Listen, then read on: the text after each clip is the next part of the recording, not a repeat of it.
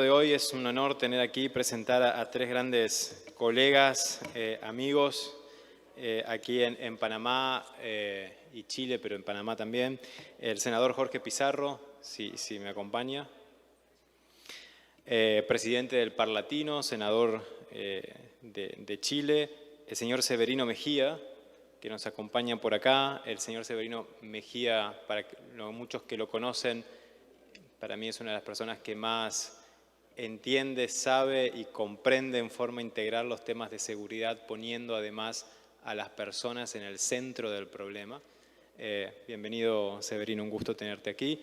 Y a Jorge Villalba, subdirector de la Unidad de Análisis Financiero de Panamá. Es un honor tenerlo a los tres por acá.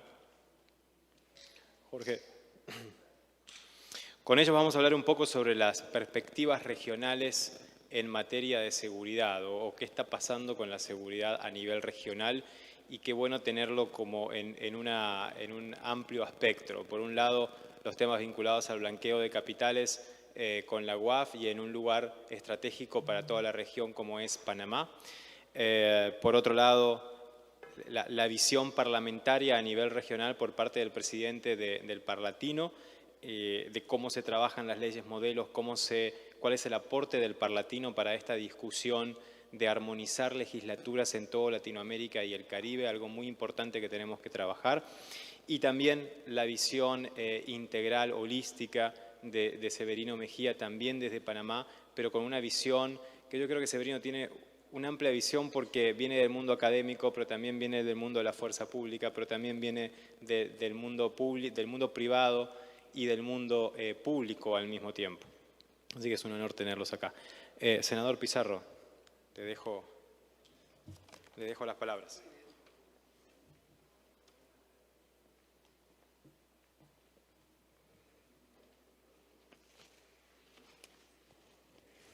Bueno, muy buenas tardes a todas, a todos, a los colegas que están en el panel. Creo que Alejo hizo una buena introducción de lo que podría uno opinar respecto a lo que pueden ser las perspectivas regionales en materia de seguridad en nuestra América Latina y caribeña. Quiero también reconocer la riqueza que ha tenido el debate, las intervenciones que se han hecho en los distintos paneles, enfocando de distinta manera los desafíos que nos están generando a nivel global la actual situación sanitaria, la situación política, la situación social y económica que están viviendo nuestros países. La globalización, como aquí se ha dicho, a partir de los años 90 tenía un carácter fundamentalmente económico y luego de eso, en términos positivos, indudablemente generó cambios en materias sociales, políticas, tecnológicas de manera muy importante y también desde el punto de vista ambiental. Y eso de alguna u otra manera empezó cambiando el funcionamiento de las estructuras de los estados, de las naciones, de los países y de la sociedad, de las personas. ¿En qué ámbito? Fundamentalmente en materia de democratización, de libertades, de ampliación de los derechos de las personas. Esta globalización hoy nos está demostrando lo efectiva que ha sido, pero de la peor manera, frente a una emergencia sanitaria como es, ¿no es cierto?, el surgimiento del coronavirus COVID-19 y los efectos dramáticos que está generando en cada uno de nuestros países. Yo planteo el tema de la globalización y de qué manera está afectando en estos días en el plano sanitario, como decía, en el plano político, en el plano económico y en el plano social.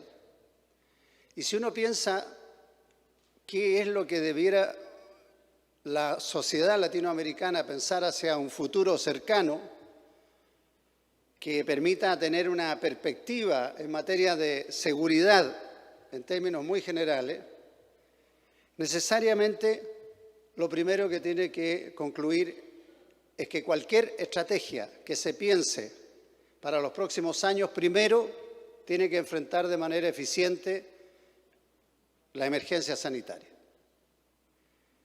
Y eso, queridos colegas y amigos, no lo estamos haciendo correctamente. Si uno diría, pensando en mayo del año pasado, marzo, abril, cuando se empezaron a tomar las primeras decisiones, nosotros incluso en este mismo Parlamento Latinoamericano, con representantes de los congresos de todos los países, pensábamos que esta pandemia se podía controlar o superar en un lapso de 6, 8 meses. Y que este año, de todas maneras, la región y el mundo entraba en otra fase.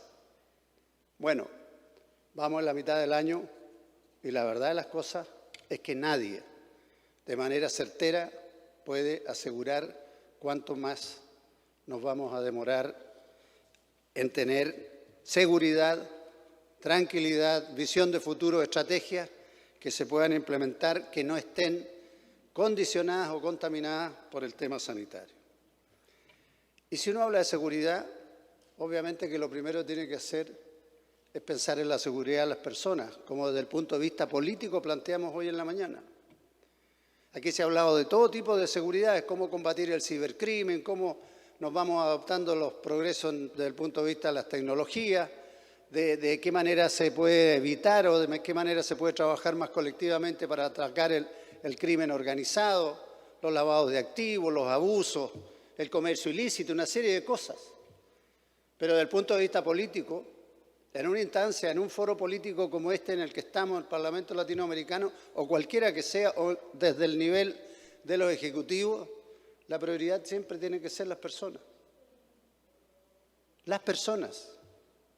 Si no tenemos prioridad en las personas, entonces lo que estamos haciendo es agravar la situación de la crisis sanitaria que ha generado efectos dramáticos en lo económico y en lo social. Hoy en la mañana decía que la seguridad de las personas tiene que ver con su vida diaria, tiene que ver con las certezas de esa persona que va al trabajo y que tiene la certeza de que va a llegar al trabajo porque tiene un sistema público de transporte o como sea que le permite llegar al trabajo tranquilo, con seguridad. Pero para eso tiene que tener trabajo y esa es una certeza también que no la puede tener hoy día garantizada, producto de la crisis dramática desde el punto de vista económico. Esa persona necesita tener la tranquilidad de que va a poder circular libremente por las calles, que va a poder volver a su hogar y su hogar no se va a ver invadido por actos de delincuencia, o que su vida diaria no va a estar marcada por la colusión que se genere en el ámbito económico, donde al consumidor o a la persona no le queda más que aceptar lo que determinados grupos concentrados económicamente determinan mediante la colusión y el abuso.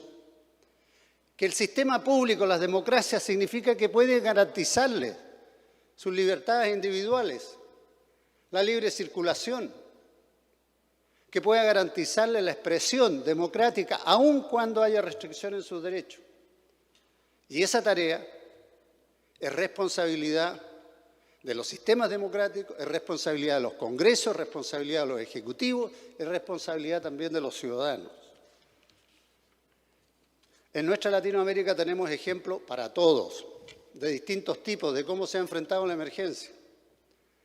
Tenemos lamentablemente muy malos ejemplos en materia de corrupción, de abuso, de arbitrariedad, desde la corrupción de aquellos que, creyendo que haciendo uso de las pocas vacunas de las que podían disponer, solo las estaban destinando a sus entornos, o aquellos que dilapidaban recursos escasos en cada uno de nuestros países para beneficio propio.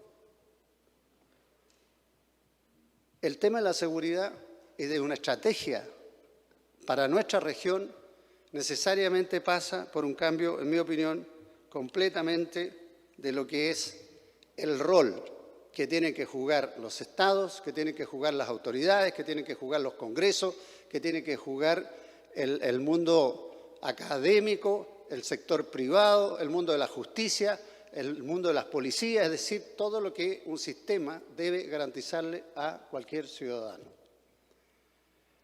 Voy de la persona hacia lo mayor.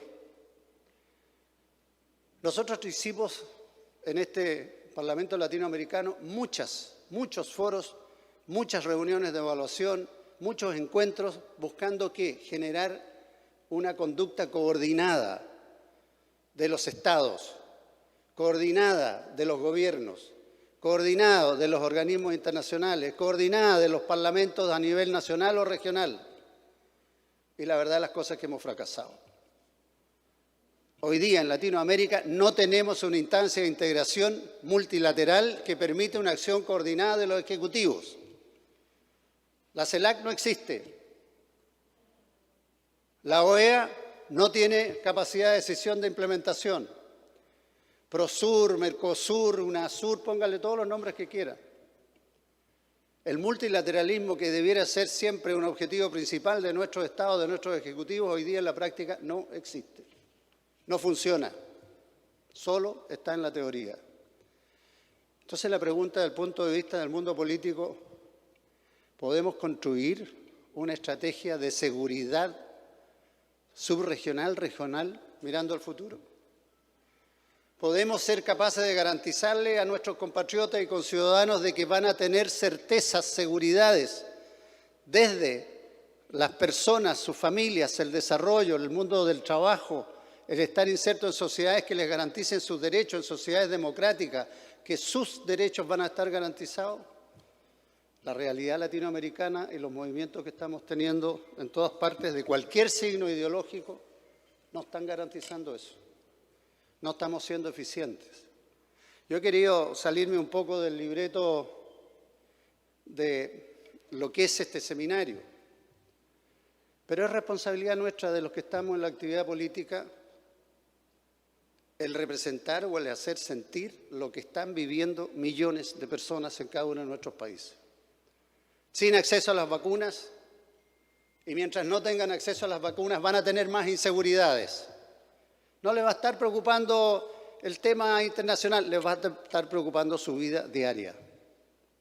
Si no superamos la crisis sanitaria, no podemos pensar en una reactivación económica sin el control de la crisis sanitaria. No funciona.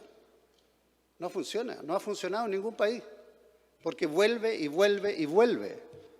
Y vamos a las restricciones, y vamos a las emergencias, y vamos haciendo las cuarentenas, vamos restringiendo los derechos de las personas, y eso significa complicaciones en la actividad económica, y eso significa desempleo, significa mayor pobreza, significa mayor hambre, significa desafíos hacia el futuro que no tenemos otra forma de enfrentarlas que de manera coordinada. Entonces el llamado nuestro, en un foro como este, es que si vamos a hablar de los temas de seguridad, los desafíos que tenemos en cuanto a países, no nos quedemos solo en la comisión de los delitos. Entendamos que una visión estratégica pasa porque seamos capaces de generar condiciones de que existe una acción coordinada para atacar lo sanitario, que existe una cooperación internacional que permita mayor solidaridad para posibilitar la reactivación de la economía para garantizar el empleo a nuestra gente, y que las sociedades más desarrolladas tendrán que colocar un aporte mayor y los que estamos en peor situación tendremos también que hacer el nuestro, estableciendo criterios que nos permitan actuar unidos. No lo estamos haciendo. El Parlamento Latinoamericano tiene como objetivo fundamental trabajar por la integración, por privilegiar el multilateralismo, por fiscalizar a nuestros ejecutivos de manera que cumplan con los mandatos que le han entregado democráticamente sus compatriotas, a fiscalizar que esa labor se cumpla, a garantizar que los derechos de las personas estén garantizados. Muchas gracias.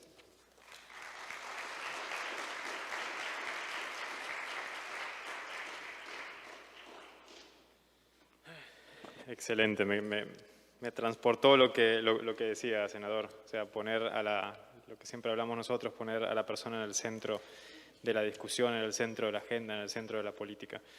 Muchas gracias. Severino Mejía, adelante.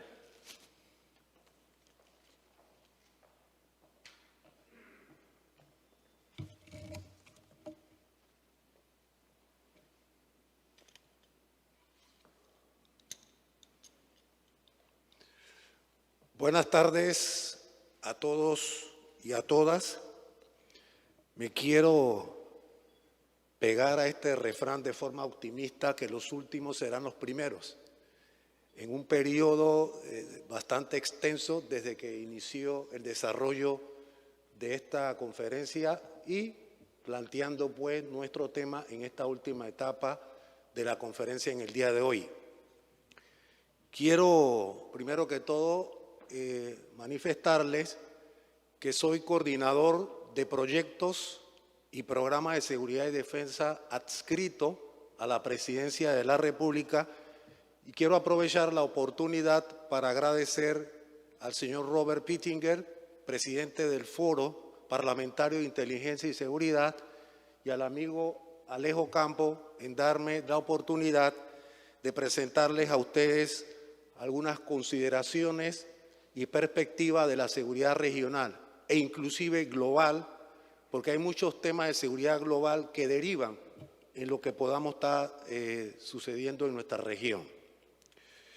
Y me quiero enfocar de manera particular a las amenazas regionales en este periodo de la pandemia que está mostrando, y lo digo como académico, investigador del Instituto de Criminología de la Universidad de Panamá, algunas manifestaciones interesantes y particulares que nos está dando o arrojando algunas enseñanzas.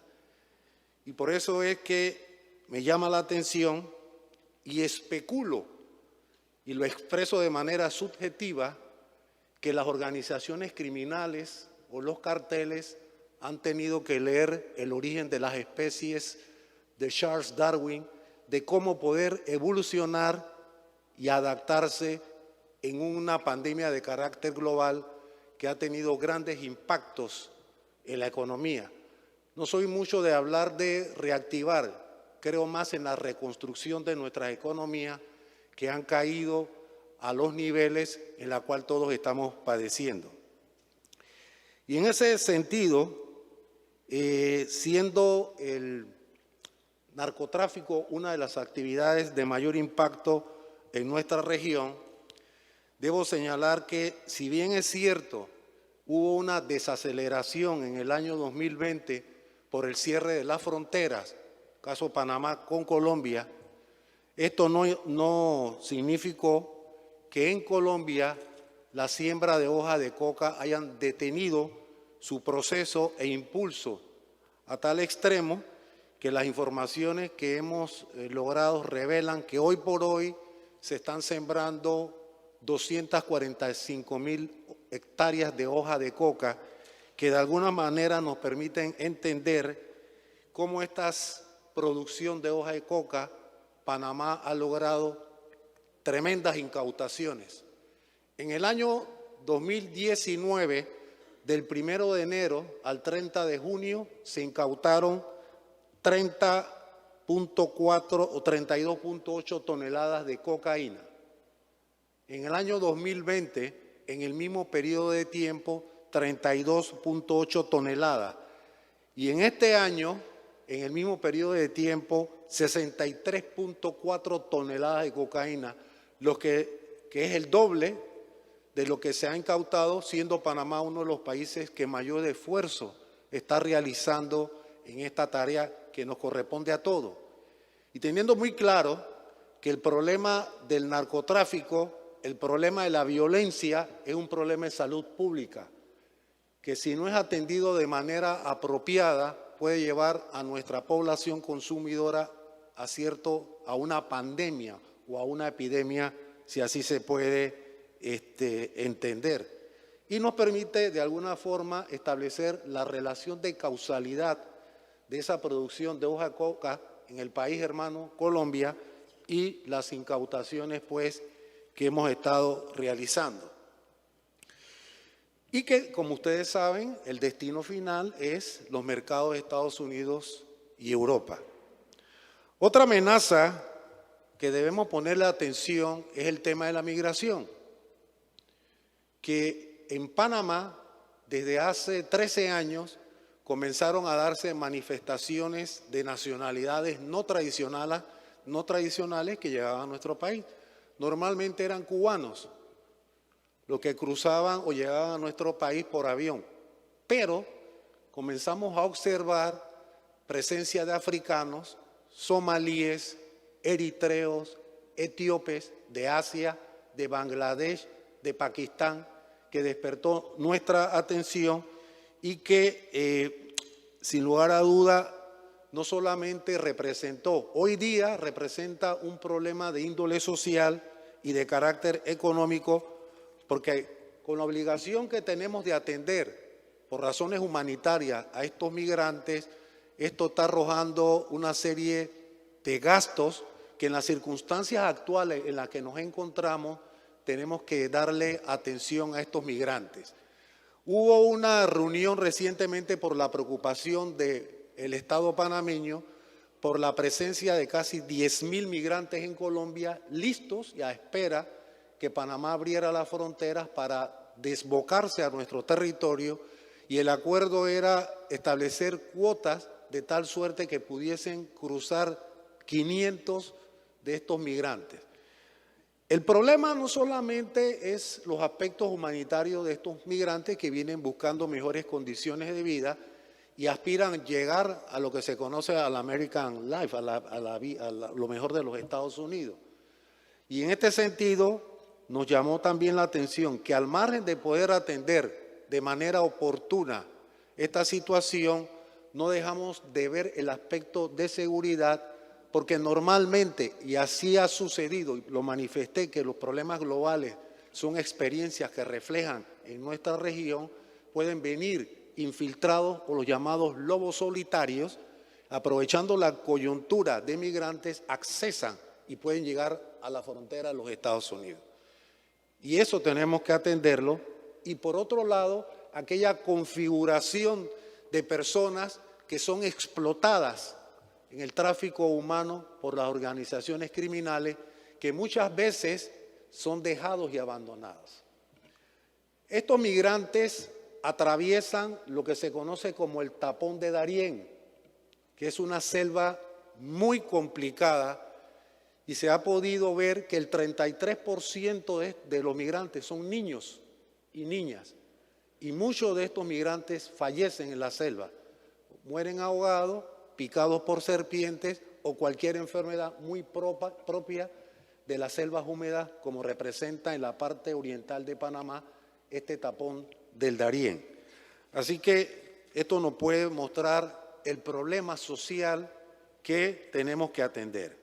Aquí se ha hablado mucho del ciberdelito y no voy a profundizar, pero no ha dejado de tender en el tiempo de pandemia un crecimiento exponencial. Por ejemplo, Panamá ha experimentado en 5 años un 128% de delito producto del ciberespacio, el ciberdelito, y que se redunda en las estafas y extorsiones que estamos padeciendo hoy día en el marco, pues, de las condiciones que ha representado para estas organizaciones criminales una oportunidad de oro.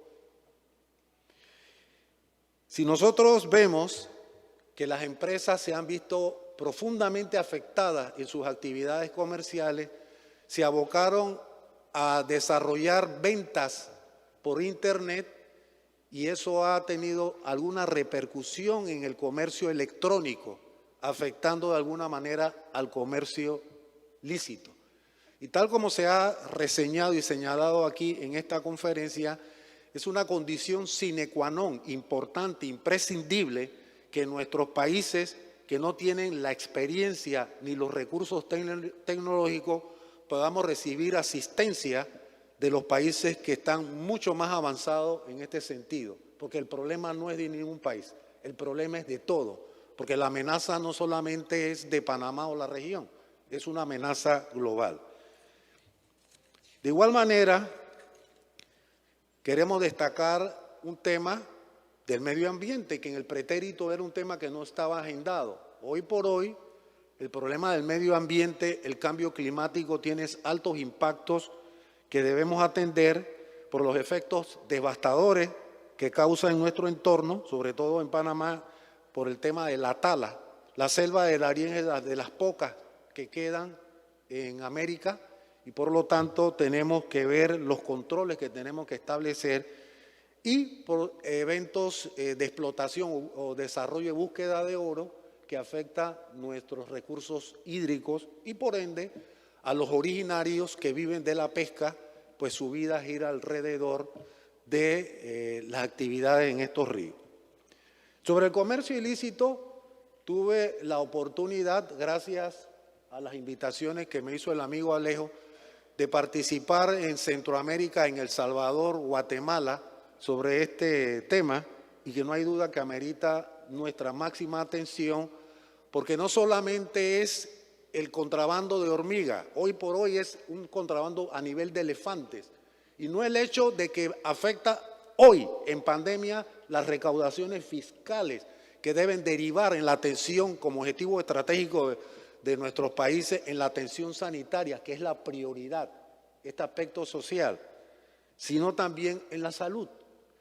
Las falsificaciones de medicinas, las falsificaciones de cigarrillos, los consumidores tienen la creencia que comprar un cigarro sale mucho más barato que comprarlo de manera lícita, sin percatarse los aspectos de la calidad en que se produjo estos cigarrillos, que es uno de los problemas que tenemos y que motivó hace un par de años cerrar una empresa china que producía en una zona procesadora cigarrillos que afectaban, pues, como dije, la salud de los nacionales.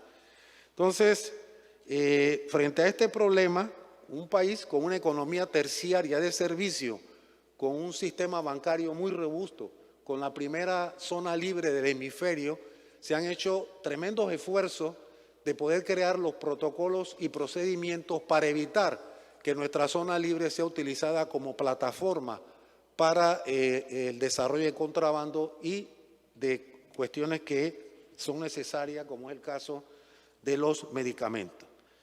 ¿Qué estamos haciendo como país al respecto de lo que le acabo de describir? Ya esta mañana el ministro de Seguridad, el señor Juan Pino, les habló de extinción de dominio. Tengo entendido que mañana él tiene una presentación y teníamos una morosidad con ese tema, la extinción de dominio. Aquí en Panamá hay organizaciones criminales con una presencia como el cartel de Sinaloa, de la cual se capta muchos de sus bienes y no teníamos una norma que pudiese representar de alguna manera recursos y ser reorientado hoy por hoy a una necesidad fundamental como lo es la atención sanitaria, el problema o la atención de la vacunación que estamos avanzando muy bien en nuestro país. Por otro lado, también atendimos, en función del tema del narcotráfico, la creación de un Centro Regional de Operaciones Aeronavales, conocido como CROAN, que ha desarrollado una fuerza de tarea conjunta de nuestras propias instituciones, llámese Policía Nacional, el Servicio Nacional de Frontera y el Servicio Nacional Aeronaval, y los resultados se han visto en las incautaciones. Hoy se incautaron otra cantidad de kilos de cocaína. Panamá es un país de tránsito y se explica un poco por qué razón no dejamos, en un país que tiene más de 2.000 kilómetros de costa, con un tamaño de 75.000 kilómetros, es un paso obligado de estas organizaciones criminales. También estamos desarrollando una política criminológica de la cual estábamos morosos, porque muchos aspectos de delitos que ocurren en nuestro país derivan de factores exógenos criminales que repercuten en Panamá, la relación pandillas-crimen organizado transnacional, y que está mostrando una violencia homicida producto de las rencillas, venganzas que se dan en estas organizaciones por tener control territorial y poder lograr el microtráfico a favor de estas organizaciones. Finalmente, es obligante un esfuerzo integral de todos nuestros países. No podemos pensar que actuando solo como patrulla autónoma podamos alcanzar los objetivos estratégicos o los objetivos nacionales que derivan en el bienestar nacional de nuestro pueblo. Por lo tanto, creo importante hacer ese esfuerzo, manos a la obra en esa dirección y a la orden para atender cualquier inquietud o duda que pueda existir. Muchísimas gracias.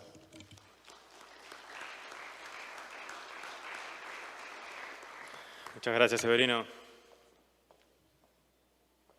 No me canso de escucharte y aprender en cada disertación tuya. Muchísimas gracias además por compartir esa capacidad que tenés de estar actualizado todo el tiempo. Esas son horas sin dormir, ¿no?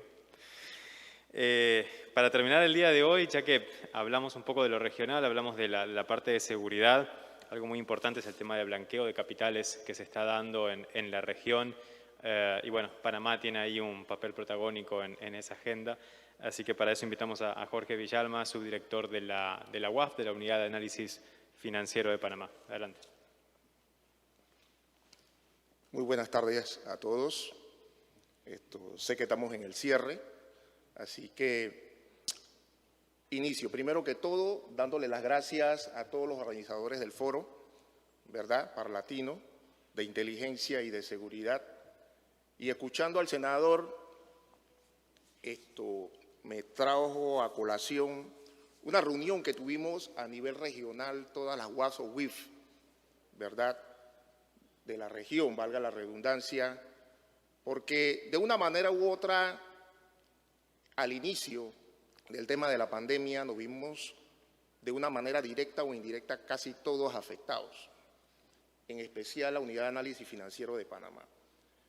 Pero a pesar de que nadie estaba preparado, quizás con un plan de contingencia, rápidamente, no quisiera utilizar la palabra de improvisación, pero rápidamente tuvimos que ejecutar un plan de acción y armar una contingencia a nivel de la Unidad de Análisis Financiero. Casualmente, afuera del receso, estábamos conversando un tema y la gran mayoría de la población del equipo de la Unidad de Análisis Financiero, quienes ejercen esa columna vertebral de la parte operativa y técnica de análisis, es una población joven, ¿verdad? Así que tuvimos que aplicar nuestras medidas de bioseguridad, que no fue nada fácil al inicio, y porque nos habíamos visto afectados con contagios con ciertas unidades. Pero teníamos, gracias a Dios, ya desde el 2015, la Unidad de Análisis Financiero se encuentra sistematizada. Como ustedes habrán escuchado, el sistema financiero nacional se mantuvo vigente y operando, no cesó. Lo único que tuvieron que también elaborar sus planes de contingencia con su personal. Igual las áreas de cumplimiento con quienes las UAF interactúan con ese sector financiero y no financiero también. En algunas áreas que tienen que cumplir con ese deber de reportar operaciones sospechosas o algunos reportes de transacciones en efectivo, que ya casi la mayoría aquí lo conoce. El sistema de UAF en línea se mantuvo vigente y operante, así que nosotros nada más teníamos que monitorear desde nuestras casas. El sistema siguió operando, así que nosotros estábamos vigilantes a aquellos quizás requerimientos, reportes de operaciones que el sector financiero estaba gestionando. Algo que nos llamó poderosamente la atención, y creo que eso se hizo público también en algunos medios, de que a pesar de que era un tiempo de pandemia, el año 2020, los reportes de operaciones sospechosas fueron en aumento en comparación a los otros años. Algo que nos es inexplicable. No podíamos tener una explicación, pero sí, se generó. Así que rápidamente la UAS tenía que reactivarse. Primero, porque tenía que responder al nivel de la región. Acuérdense que a través del mecanismo de Edmund existe ese intercambio de información internacional con información de inteligencia, pero ese sistema se maneja en sitio, en una plataforma en sitio, por medidas de seguridad. Así que nosotros no podíamos utilizar ese sistema y sería un riesgo utilizarlo de una manera remota. Así que tuvimos que prácticamente habilitar un personal y entramos, una parte se quedó en trabajo a distancia, creo que le llamamos en el sector público trabajo a disposición, que le cambiamos el término, y los supervisores nos mantuvimos entonces en sitio y fuimos reincorporando poco a poco algunas unidades. Se aprovechó el tiempo en que el órgano judicial y la Procuraduría, llámese Ministerio Público, las fiscalías habían suspendido un tiempo. Estaban atendiendo casos de urgencia mediante el sistema penal acusatorio. Así que aprovechamos ese compás y tuvimos que retomar toda esa información de inteligencia que estaba siendo solicitada a través de UAF de otros países que también tenían sus situaciones de pandemia, pero la inteligencia y el crimen no para. No podíamos nosotros entonces mantenernos en nuestras casas y sentarnos y dejar que el sistema de la UAF en línea operara por sí sola, porque estaba llegando información. Así que ya estando en sitio con un cierto personal y paulatinamente incorporando hasta lo que estamos hoy en día, se le dio respuesta a una gran mayoría de requerimientos a nivel de UAF de otras regiones o de otros países. Y se pudo solventar una gran cantidad, llámese, asistencias técnicas de apoyo que se le realiza al Ministerio Público por solicitud de información que requieran de la UAF. Ustedes escucharon recientemente que se habló de productos financieros o los productos que ofrece la UAF, ¿verdad? El Ministerio Público, y eso está en ley 23, eso está dentro del decreto ejecutivo que reglamenta la UAF, eso está dentro de las recomendaciones 29 del GAFI, donde se disemina dos tipos de información. La que surge por el reporte de operación sospechosa, que ya todos saben que emite los sujetos obligados, que requieren de una capacidad de análisis, ¿verdad?, con la parte operativa que maneja esto, mediante un sistema seguro que tenemos instalado y que se administra esa información, para generar un informe de inteligencia financiera donde posiblemente se esté generando un caso de lavado de dinero. Antes de pandemia se hacían mesas de trabajo con el Ministerio Público para poder determinar inclusive los tiempos de esas informaciones transaccionales. ¿Por qué? Porque, y me puede corregir el doctor, ¿verdad?, la inteligencia tiene que ser rápida. Una inteligencia que demore mucho tiempo no tiene utilidad. La inteligencia se recopila, se analiza, se procesa y tiene que darse su uso inmediato. Si nosotros nos demoramos mucho con esa información reportada, entonces en los tiempos que quizás se genere un informe de inteligencia financiera para enviarlo al Ministerio Público por posibles casos de lavado de dinero, quizás esos tiempos, cuando pase a la parte procesal, no sean los mismos, porque ellos tienen que cumplir una fase de investigación. Hoy día nuestros analistas o nosotros que estamos en la UAF tenemos que conocer esos tiempos también, porque nosotros no podemos darle una información con un alcance de tiempo histórico, porque si ustedes los que son, quizás aquí hayan abogados, esto puede de que esa investigación caiga en una vigencia prácticamente expirada, porque la condena del delito de esa investigación aquí en Panamá en el tema de blanqueo son de hasta 12 años, de 5 a 12 años. Así que el tiempo de investigación de las operaciones transaccionales que han sido analizadas tienen que corroborar ese espacio de tiempo para entrar en una fase de investigación. Una vez explicado esto, nuestro equipo de análisis fue rápidamente gestionando informes de inteligencia, procesando y retomando nuevamente esas mesas de trabajo con el Ministerio Público, porque no es solamente enviar información. Nosotros nos sentamos con el Ministerio Público, presentamos los casos, prácticamente demostrándole una teoría de un posible caso de lavado de dinero para que ellos entonces inicien una investigación preliminar. Eso es cuando utilizamos el reporte de operación sospechosa. Teníamos otro tema, que eran las asistencias técnicas. Esto es cuando, igual que la UAF, en el tema de Edmond, están los requerimientos que pide el Ministerio Público o cualquier organismo de investigación. Llámese DIJ, llámese aduana, con los casos que estamos viendo de contrabando. Ellos tienen la facultad mediante de ley pedirnos apoyo y asistencia técnica. ¿A qué nos referimos en eso? De nosotros proporcionarles la información requerida mediante unas guías que ellos ya tienen, de qué productos o qué información nos pueden solicitar. Porque nosotros tenemos bases internas, pero también tenemos fuentes abiertas, fuentes cerradas de información, ¿verdad?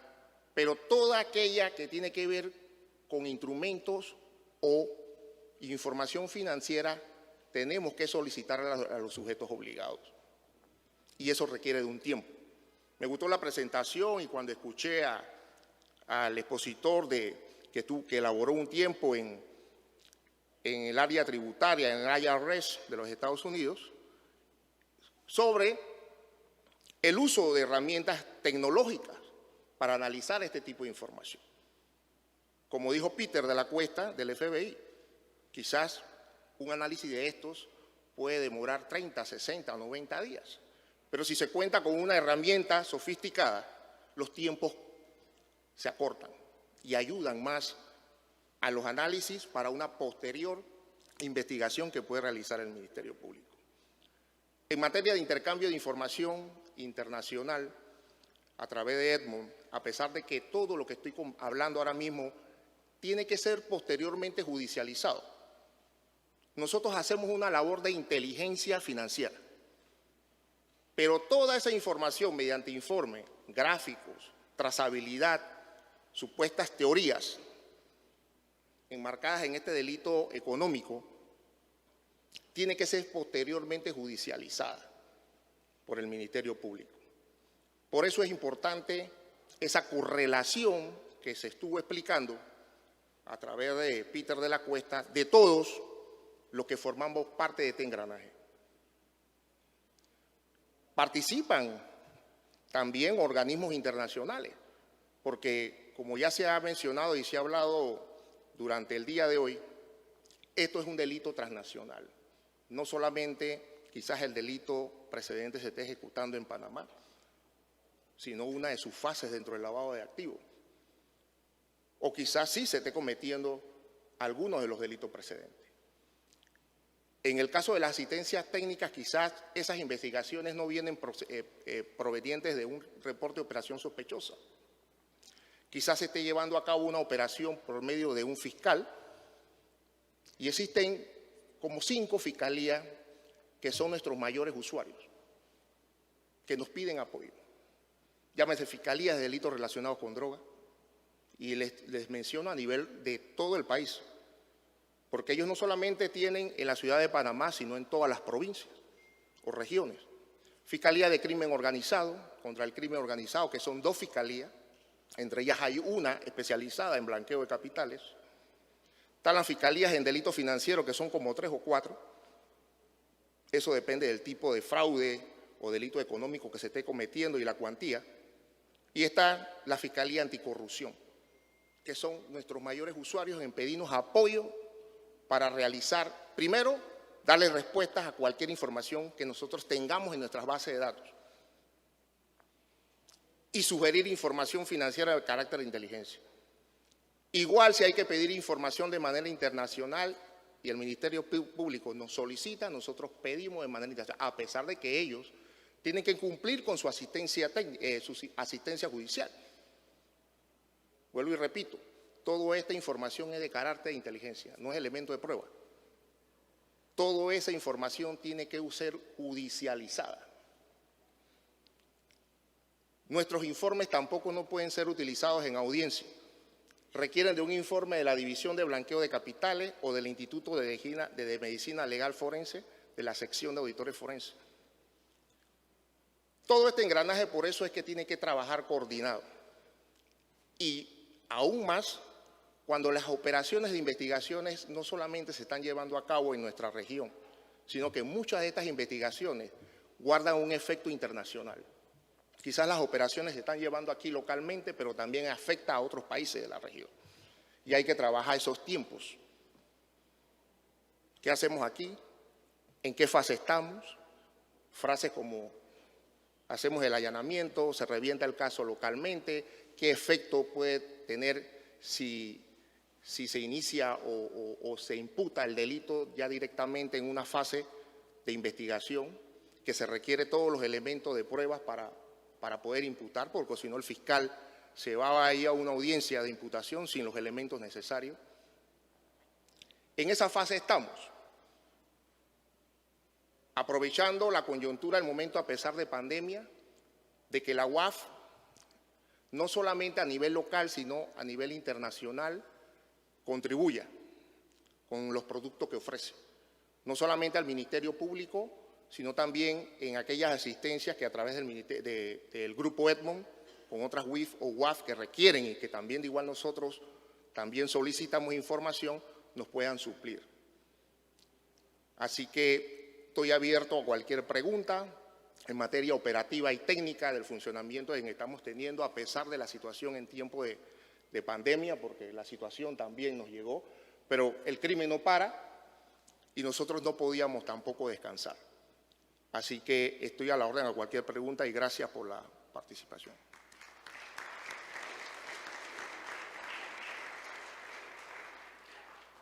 Bueno, para ir concluyendo el panel y la jornada, no sé si hay alguna pregunta o comentario de la audiencia. Por ahí tenemos uno, por favor.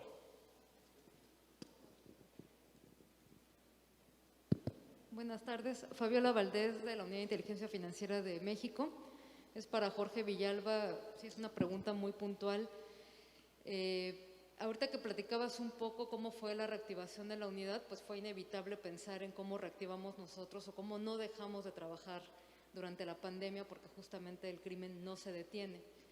Pero me gustaría ver la posibilidad de platicar un poco más adelante con ustedes para hacer un intercambio de buenas prácticas de la Unidad de Inteligencia Financiera de Panamá, de México, conocer qué digamos, elementos o qué reportes de inteligencia tienen ustedes, qué herramientas utilizan, cómo lo han desarrollado y saber si podemos colaborar de manera cercana para tener un poco más de expertise en estos temas, que creo que en el fondo es básicamente el mismo trabajo, pero que lo podemos abordar desde distintas herramientas o distintos reportes. Gracias. Como notamos a la orden, te doy mi tarjeta ahora cuando terminemos de aquí. Solamente para responder a... Nosotros no solamente vamos a continuar agrupándonos en task force o grupos intergenciales, como observaron con otros expositores. Nosotros tenemos que todavía continuar dándole respuesta a esa gran cantidad de fiscalías que ustedes escucharon que mencioné. Si viste, solamente en el task force vamos a formar parte 40 unidades. Todavía hay que seguir con todas las fiscalías, porque el objetivo principal es que esta información no quede archivada o reposada en la UAF. Hay que diseminarla, hay que gestionarla. Y ese es el objetivo institucional que tenemos, ¿verdad? Hay otros grupos donde yo he participado, donde está la UAF de México, que tiene un carácter más investigativo. En comparación a nosotros somos de carácter más administrativo, pero hemos tenido que ir cambiando ese enfoque sobre la marcha sin perder nuestro carácter como UAF administrativa. Pero sí estamos a la orden porque hemos participado con otros grupos, ¿verdad? Hoy día, a nivel de la región, hay unos que creo que participa también Colombia, la UAF de Colombia, México y otros países de la región. Así que estamos a la orden. Gracias, Jorge. Sí, Crime Stopper para la UAF, a partir de un convenio que firmó hace ya 2 o 3 años, es uno de las fuentes abiertas de la UAF a partir de información anónima en materia de blanqueo, y se está haciendo un buen trabajo con la UAF. Ahí vamos a darle más seguimiento a algunas informaciones, pero se está avanzando muy bien. Tenemos estaba la señora. Lo único que le pediría, congresista, si es una pregunta puntual para el panel. Gracias. Muchas gracias. Una pregunta puntual a Mr. Severino Mejía. Es respecto a que nuestras libertades fueron limitadas, e incluso el trabajo por la pandemia. ¿Cómo es que así se incautó 63.4 toneladas de cocaína o de coca, creo lo refirió, respecto al año 2019? ¿Por qué esa diferencia? Me gustaría, por favor, me precise. Muchas gracias.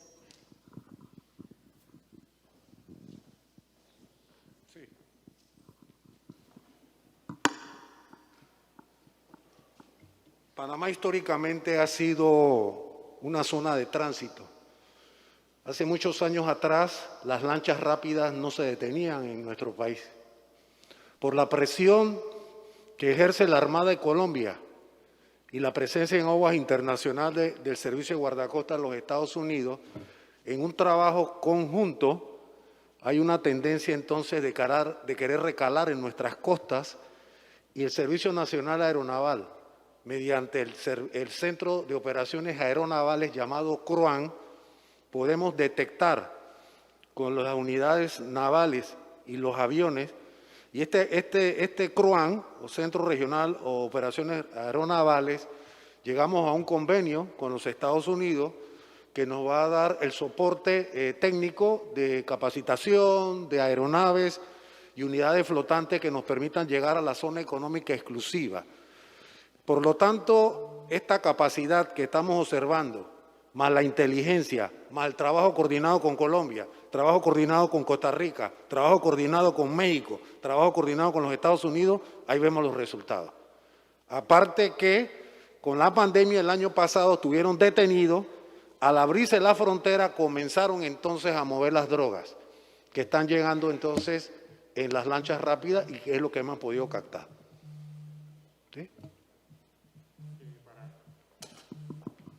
Para aportar, doctor Severino, inclusive lo que acaba de mencionar el doctor Severino y que yo le comuniqué a la compañera que está en el panel de México, existe una operación en conjunta también, Severino, no sé si la ha escuchado mencionar, Operación Orión, en que participa la UAF, que no estamos solamente las UAF o UIF de la región, en operaciones de inteligencia financiera, y la parte que acaba de explicar Severino es la parte operativa y táctica, ¿verdad?, que están realizando de manera de inteligencia con los distintos grupos. O sea, existe un denominado, que eso es todos los años se renueva, la Operación Orión en conjunto con las Fuerzas Armadas de Colombia, y en conjunto con México y otros países y está Estados Unidos. Y la UAS también participa en esos grupos adicionales.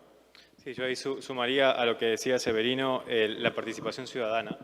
La gente está tomando mucha conciencia del daño que el narcotráfico está haciendo en las comunidades y en muchos municipios del interior y sobre todo costeros de Panamá, y están usando herramientas como Crime Stopper, que trabaja directamente con la autoridad.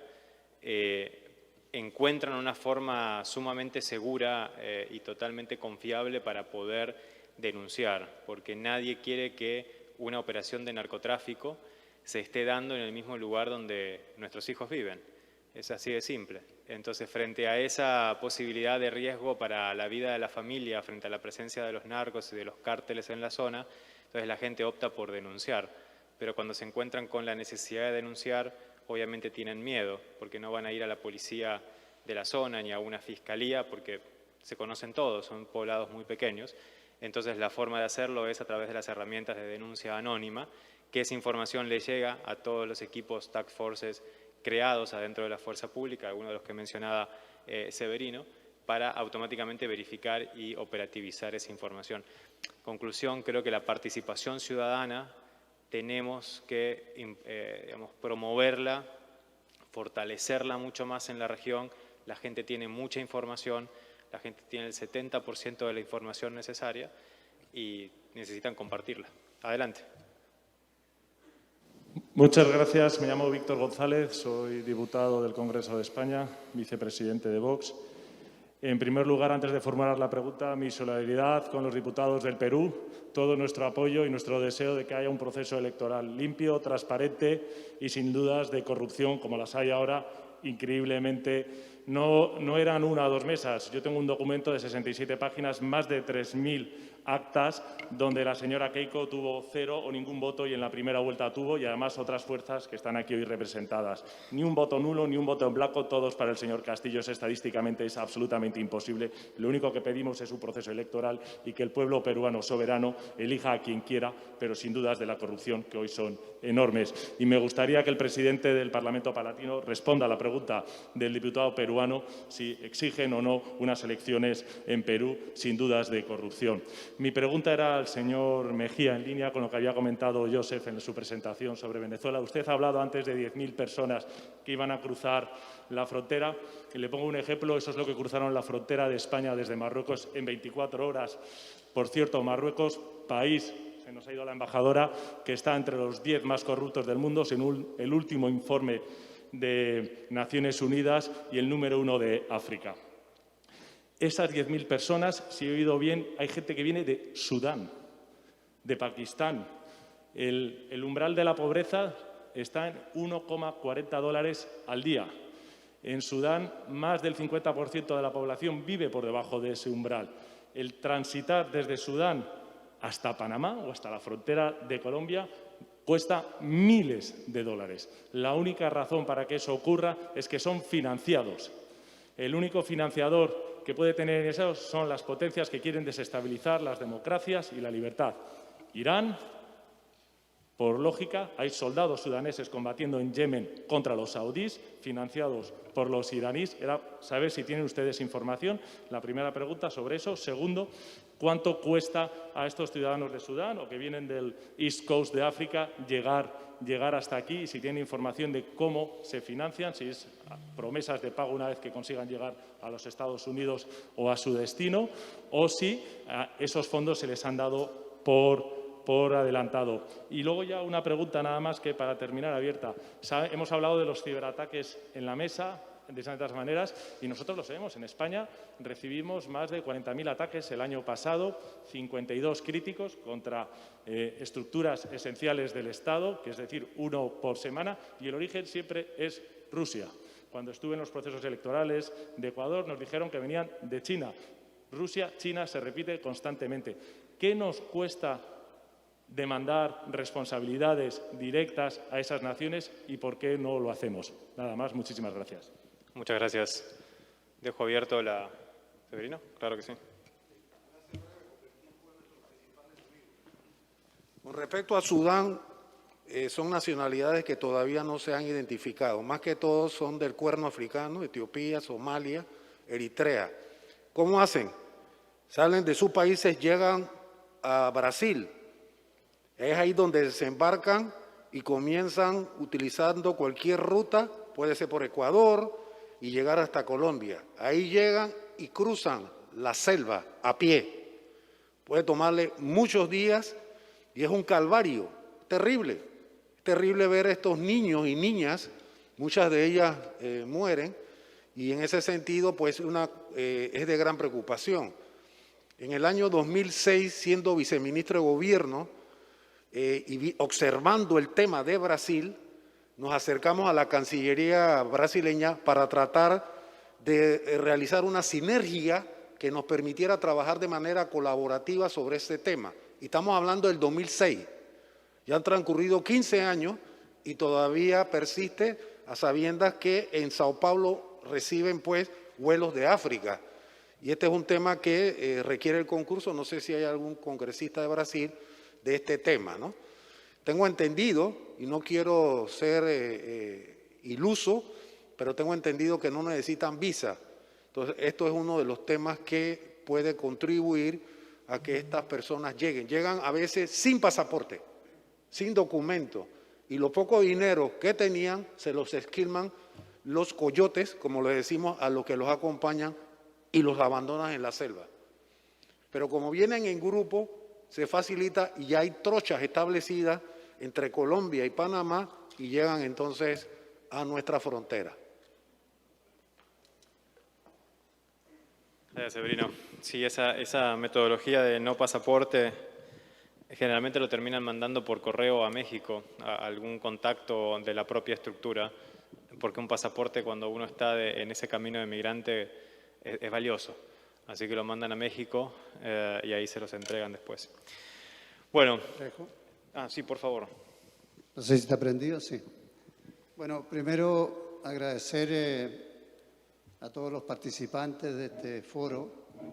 Mañana hay una jornada importante también, larga, con temas muy candentes, con temas muy importantes para, ojalá, ayudar a mejorar la vida diaria de nuestros compatriotas. Yo planteé en mi intervención, tanto en la mañana como ahora, que estamos viviendo tiempos complejos, tiempos convulsionados, con sociedades que están siendo muy vapuleadas por una pandemia tremenda, pero también porque esta pandemia tremenda ha reflejado nuestras debilidades. En América Latina y el Caribe hace un tiempo, llevamos ya varios años en que nuestros países han avanzado, se han desarrollado, hemos tenido crecimiento, avances, hemos hecho trabajos enormes por ir reduciendo la pobreza, reducir el hambre, proteger nuestro medio ambiente de la voracidad de algunos que no trepidan, como decía recién el doctor, en destruir nuestros bosques, nuestro ecosistema, nuestros recursos naturales, etcétera, etcétera. Y también desde el punto de vista político y social, esas desigualdades o esas diferencias han generado convulsión, han generado, yo diría, convulsión social, han generado movimientos de ciudadanos, de personas que representan determinadas demandas que con mucha fuerza se han expresado y en muchos casos con situaciones de violencia que nunca son aceptables para un sistema democrático, pero que en los procesos de cambio y de transformación en los países ocurren. Y nuestra América Latina y nuestros países no estamos exentos de eso, ninguno. Es cosa de hacer un recorrido rápido por cada uno de nuestros países y nos podemos dar cuenta que se producen estos fenómenos que a veces se expresan no de la mejor manera democrática o que a veces se caen en abusos autoritarios a los cuales yo hacía referencia, de gobiernos. A diferencia de Europa, en la mayoría de nuestros sistemas políticos los regímenes son presidenciales, con un poder omnímodo de los ejecutivos, de los presidentes, de los que gobiernan, por sobre el resto de los poderes del Estado. Y eso hace que cuando hay uso de excepción, de estados de excepción, de restricción de las libertades, también se generen situaciones de conflicto, de autoritarismo, que son inaceptables. Y quienes realmente creemos en la democracia, por supuesto que siempre trabajamos porque se respeten mínimamente esos derechos. Pero también creemos en la libertad y en la soberanía y en la capacidad de decidir de cada país, de cada pueblo. En el Parlamento Latinoamericano, nuestros compañeros del Perú son fundadores de este Parlamento. Han participado siempre activamente, han sufrido, igual que todos nuestros países, las vicisitudes de estar en sistemas dictatoriales, democráticos, algunos más complejos, otros, y no cabe duda que en el Perú cualquier analista externo se da cuenta que el proceso que se ha vivido en Perú, que viene hace mucho tiempo, ha estado marcado por muchos de estos conflictos que yo decía. Un país que en el último periodo ya lleva 4 presidentes, 4 presidentes en periodos cortos de gobierno. Pero así todo, la democracia en Perú y las instituciones peruanas siguen funcionando y nuestro papel es acompañar el que esas instituciones funcionen. ¿Para qué? Para dar garantía a que los ciudadanos de Perú sean como bien decía el compañero Trujillo, quienes el pueblo de Perú determine sean quienes sean sus gobernantes o sus representantes. Cuando hay dificultades, porque se producen, cuando hay arbitrariedades, porque existen, cuando hay fraudes, porque existen, y lamentablemente en muchas de nuestras democracias todavía existen, es evidente que, en primer lugar, los propios ciudadanos de ese país tienen que ser capaces de desenmascarar esos fraudes y, de acuerdo a la institucionalidad que corresponda, actuar en consecuencia. Y la comunidad internacional también tiene que hacer valer esos puntos de vista. Y nuestro foro parlamentario permanente, que es el Parlamento Latinoamericano, actúa con nuestros congresos miembros de común acuerdo y por petición de nuestros congresos miembros. Hemos seguido con mucha atención el proceso en Perú, como otros, como lo seguimos en Ecuador, como lo seguimos en Bolivia, como hemos seguido en elecciones ahora en otros países, en Chile, en mi país, en todos los países. Y, querido presidente de la Comisión de Relaciones Exteriores del Perú, por favor, si usted nos hace llegar, junto con el Congreso peruano, los requerimientos que a ustedes les parezcan pertinentes, por supuesto que vamos a estar ahí como lo hemos hecho en todos los procesos que se han generado. No somos nosotros los que determinamos si hay o no hay fraude o que hay que corregir o no un proceso electoral que todavía está en marcha. Yo entiendo que se ha demorado, hay dificultades con las autoridades electorales, pero todos, creo yo, tenemos confianza que, en definitiva, la democracia peruana, por muy compleja que hoy día esté, va a seguir siendo más fuerte que aquellos que la atacan, porque son las personas, en definitiva, los que importan y son las personas y los ciudadanos los que hacen más fuerte una democracia o no. Así que estamos a la orden, como se dice, es parte de nuestro papel, de nuestro trabajo y esperamos conversar con más calma el tema. Les agradezco nuevamente a todos, muchísimas gracias y muchas gracias, don Alejandro, don Robert, por ahí que está, por esta invitación y esperemos que mañana sea una actividad fructífera. Muchas gracias. Muchas gracias, presidente, por esa reflexión final. Muchas gracias a los tres por compartir el panel de cierre del día de hoy.